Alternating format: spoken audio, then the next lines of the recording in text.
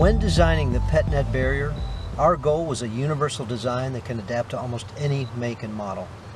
Our demo car today is a 2016 Honda Civic, and this is a typical installation in a small to medium-sized car. Now let's review the installation steps. If you're going to use the optional curved top, you'll want to insert the fiberglass rod before you climb into the back seat. It's a lot easier that way. Assemble the rod, slide it through the beginning of the sleeve in this area on either side. Once you get it inserted through the sleeve, you'll need to flex bend it and put the rubber tipped end into the small pocket in this area right here. There are two ball bungee cords, one for each headrest. You'll notice we have a grommet here that's not being used and a grommet here that is being used. In this case, we chose this grommet because it gave us a little more tension on the bungee cord. Your installation may vary. Now let's review the top corner bungee installation. In this example, most small to medium sized cars have an overhead handle. If you've got a larger vehicle with a side handle, we'll cover that later. You can see that to increase the tension, we've got both of the hooks in the grommet. I would say that's pretty typical.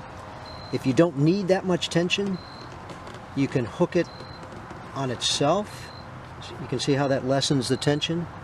If you actually need more tension, what you can do is wrap it around the handle again and bring it down and hook it.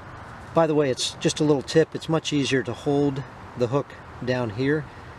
It's real tempting to hold it here, but then your thumb tends to get in the way.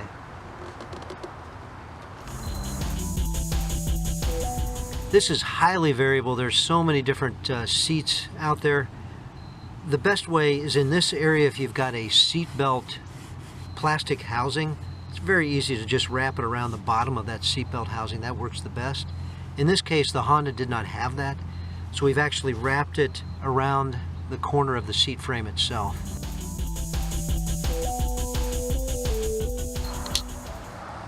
Now let's review the installation for a larger vehicle, such as an SUV, a van, or a pickup truck. In this case, our demo vehicle is a 2015 GMC truck.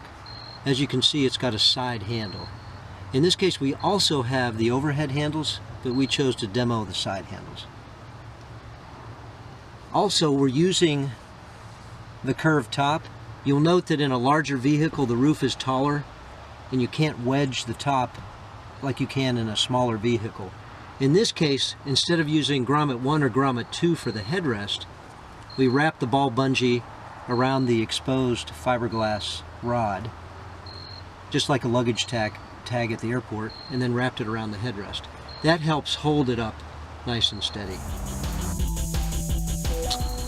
Now let's review installation for the top corners with a side handle installation. In this case, you can see that I've wrapped it twice and put both hooks in the grommet. That gave me the optimal tension. This is probably the most challenging part of the installation, just simply because there are so many different variables and options depending on your make and model. In this case, we've got both hooks in the grommet, and the bungee cord itself is wrapped around the seatbelt post or housing. You could also have one hook in the grommet, pull the other hook along the side. There's a couple of different attachment points up here. Or you could go underneath the seat and find a piece of metal or wire that's sturdy down below to hook in.